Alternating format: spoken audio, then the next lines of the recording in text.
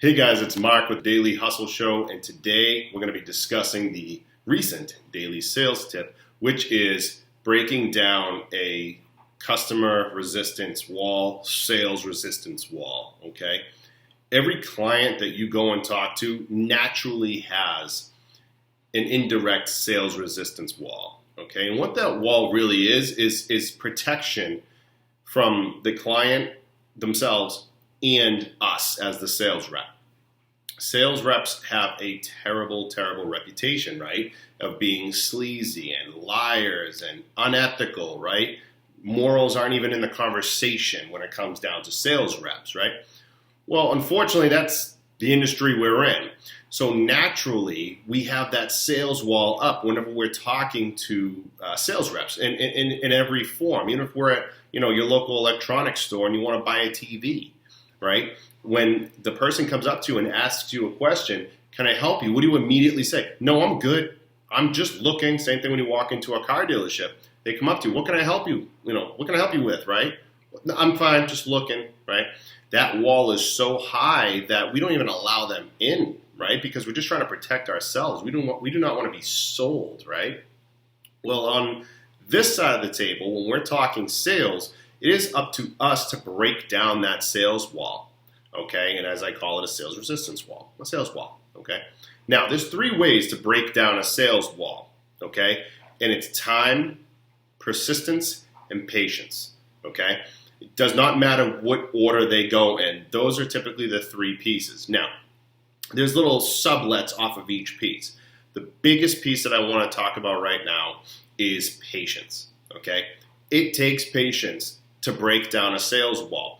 Consider it like a bunch of bricks, okay? So if you can imagine bricks right now, okay? They're little rectangular red bricks, right? And let's say they're 8 feet tall. The person is only 6 feet tall. So there's 2 additional feet above their head. You really can't see them. That's typically how it is subconsciously, so to speak, right? When you're talking to a client for the first time. You really can't see them. You really don't know anything about them, so you can't see them on the other side of the wall. Just envision this. You have a bunch of bricks, 8 feet high, right? Your job through time, persistence, and patience, okay, is to break down those bricks one by one by one. And eventually what happens, you get to see their forehead. You're like almost there, you're like looking up like this, right? You keep going with your patience and your questioning, right? And when you get to that point, what happens? You're right.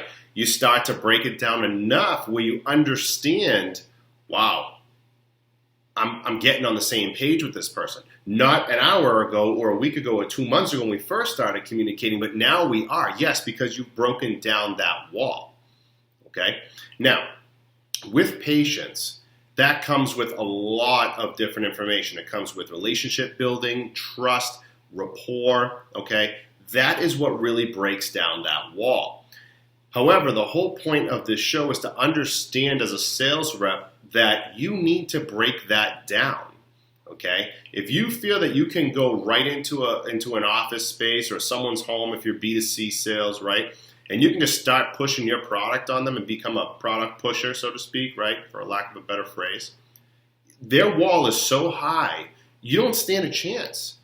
Okay? Imagine if you started door knocking and you went to a random neighborhood where nobody knows you, no one's ever seen you, no one knows your name, nothing about you.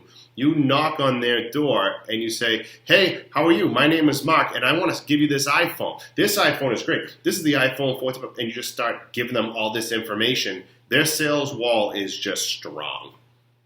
They may let you finish, but you haven't gained any rapport with them. You're trying to push this product on them really quick, right? So what you're trying to do is, let me push this product on them right now. Let me push it on them right now. Maybe they'll buy it. Well, what have you done to break down that sales wall?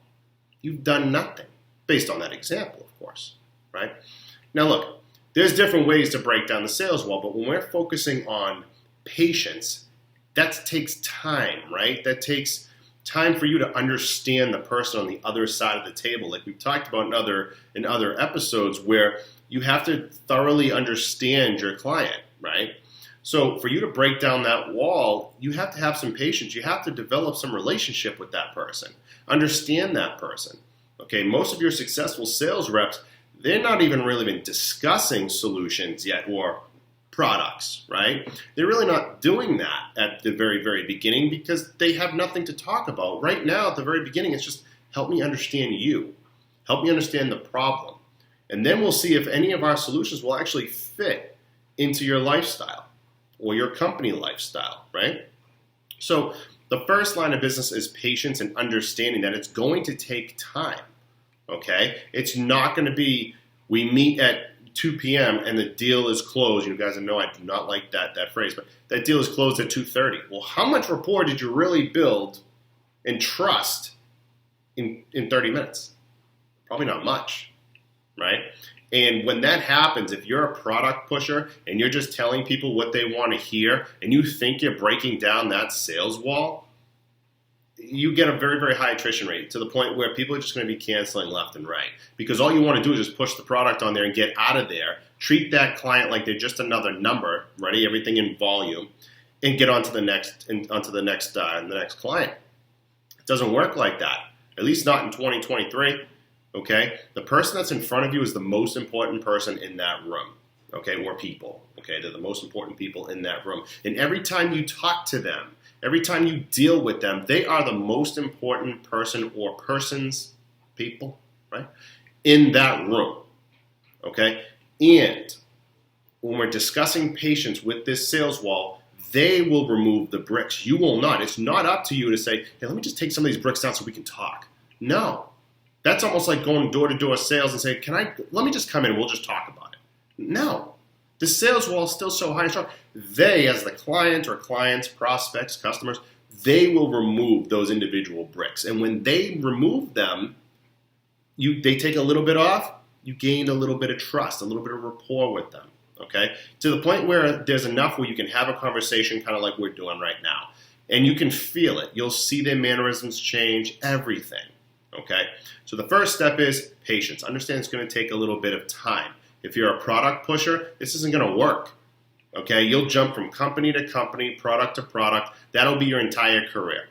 Okay, you'll never stay somewhere long enough where you can truly understand and value yourself within the company because you'll just move on to multiple companies because you're a product pusher. You're not a problem solver.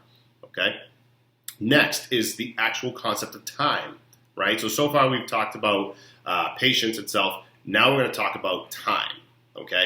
Now, in time, depending on what you're selling, whether you're B2C or B2B, I've used these examples many times before where I said, well, if you're selling windows, right, or roofing or siding or HVAC or plumbing, car sales, right, they're all different timelines, right? In the B2B world, it takes time because typically you're talking to high-level executives. There's revenues and budgets that they have to pay attention to, and it's not really their money, it's the company's revenue stream money that they're doing. They're forecasting for the following year, for the following quarter, So there's a lot of moving parts, and that's why in the B2B world, it may take months to close a deal, right?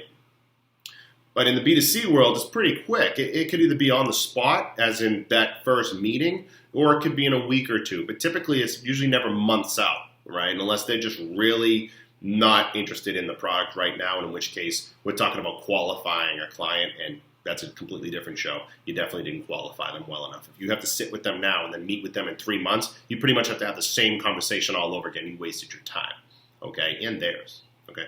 So when we're talking about time, it's understanding the industry that you're in, okay? Understanding that industry, what products you have, and what solutions you have for that particular client. So I've used these examples before, and typically I like to stick to the same job description, so to speak, just because it's easier for a lot of people to understand and it's easier for me to give those examples. So let's stick with the windows, right? Everyone knows I talk about windows all the time, and no, I'm not a Windows salesman. I've never been a Windows salesman, okay? But everybody has windows, whether they rent or they own. You have a vehicle, so everyone knows about windows, right? So let's say you have a Windows sales rep, okay? They come in to your house 2 p.m., okay? Your wall is up.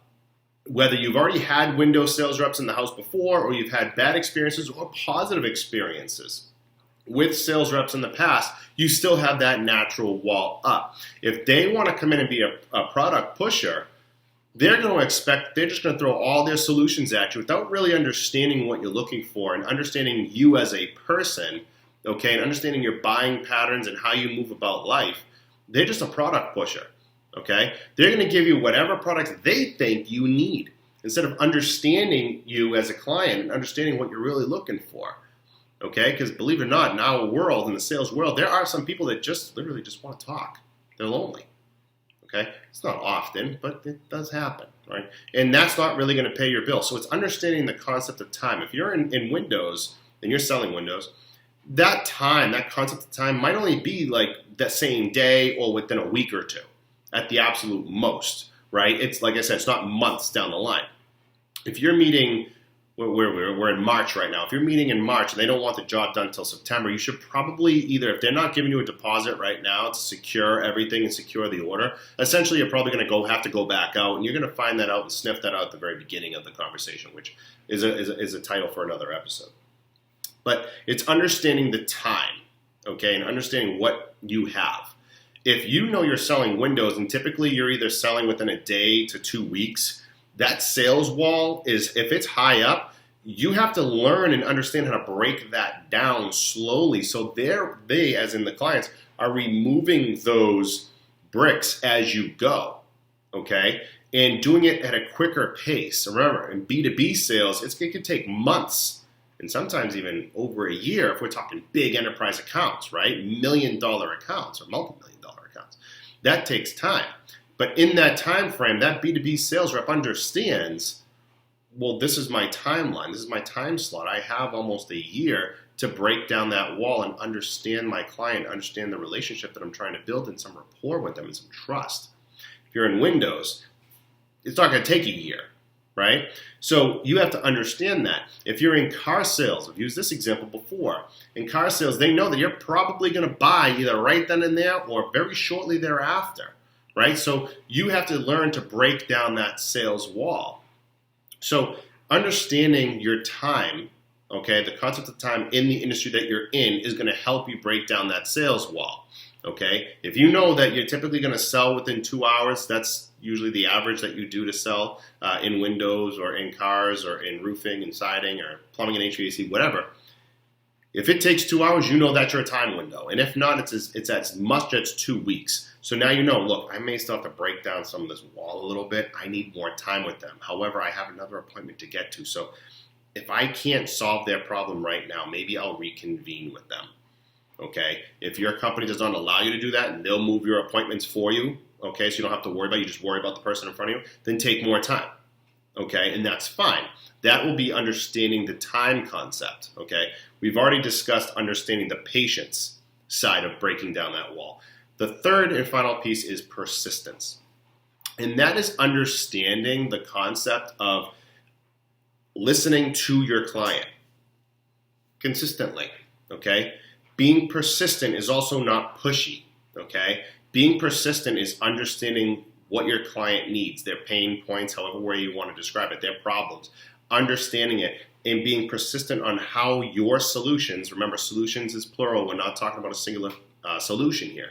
We're talking about multiple solutions and being persistent that these solutions are going to help. It doesn't have to be this solution or specifically that solution or that solution, okay?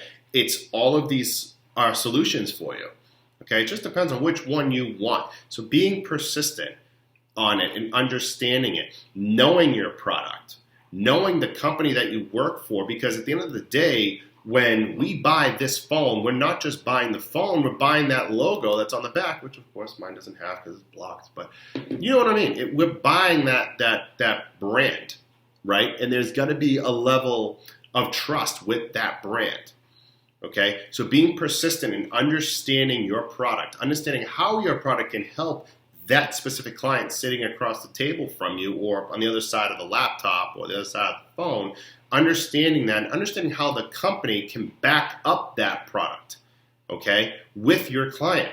You have to be persistent with all of that. So understanding persistence is extremely important, Okay, there's really no chronological order either, whether it's, well, is time more important? Should that be the first thing that we understand is the time, and then it's persistence, and then it's patience? There's really no chronological order. It's just understanding it, okay? Again, persistence is not pushiness, okay? You're not being, I don't even know if I just made that word up, but being pushy is not being persistent. They're two completely different things, okay? Being persistent is understanding that this product or products is going to solve your problem or problems. Being pushy is saying, this is the one you want. And look, I only have 2 left, and I got 12 other people to see in the next couple of weeks. I don't know how long this is going to be here, to be completely honest with you. This could be here for an hour. This could be here for another 6 months. I don't know. But if you want it, this is the one. We got to get this done right now. That's being pushy. It's not being persistent because you're being persistent on being pushy. No, you cannot try to twist the words, okay? Being persistent is understanding the company and how it backs up the products and solutions that you have for your client in front of you and your future clients. Understanding your actual product itself, okay? And then understanding your client and being persistent with them, okay? That your solutions that you provide for them are going to help them. Not just help them right now, but are going to help them in the future, okay? And some products, they might help for many, many years. Other products, they might just be for the short term. But it's up to you to understand your product and understand the solutions that you're going to present to your future clients. And know, well, this product here is really going to help you for about a year. This product here is going to help you for about 5 years. Okay? Yeah, it's 3 times the money, but it's not 5 times the money. If we do this every single year, you're literally paying for this 5 times before we even talk about cost increases. So we're talking every year you're paying for this. That's 5 times. This one here is only 3 times the cost, and it's good for 5 years. You're essentially saving 2 out of the 5 years. And again, you can word it however you want to word it. Again, when we're talking about the sales resistance wall, the sales wall, our job is to help break that down. The client will break it down for you. They will remove those bricks, if we stick with that analogy. Okay, they will remove it for you. Okay, but based on your discussion, your conversations with them, and the information that you guys are both exchanging back and forth, understanding the time slot that you have when it comes down to the actual product that you're selling to the client, understanding that patience is gonna play a big role. Okay, whether it's windows, which might take between 2 hours and 2 weeks to essentially close, right?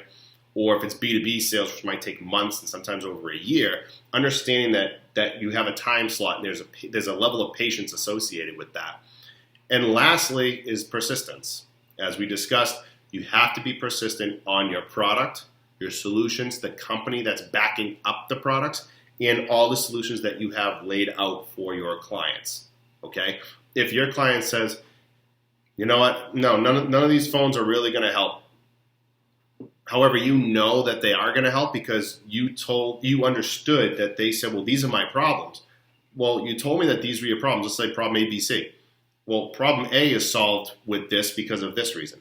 Problem B that you discuss with me will be solved with this because of that reason.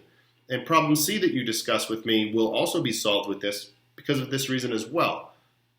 So help me understand how none of these solutions here will help your product. Help your problem, right?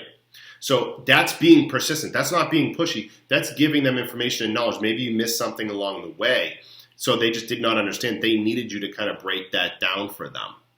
Okay, so again, time, patience, and persistence. That's going to help break down that sales wall that the client will break down with you. They will remove those tall bricks to the point where there's enough space, okay, for you guys to develop a relationship, develop rapport, develop some trust, and really start to get to the point of the conversation where your solutions can be presented to them. Remember, more than one solution. Guys, this is Mark with the Daily Hustle Show. Please like, subscribe, check out the Instagram as well, Daily Hustle Show.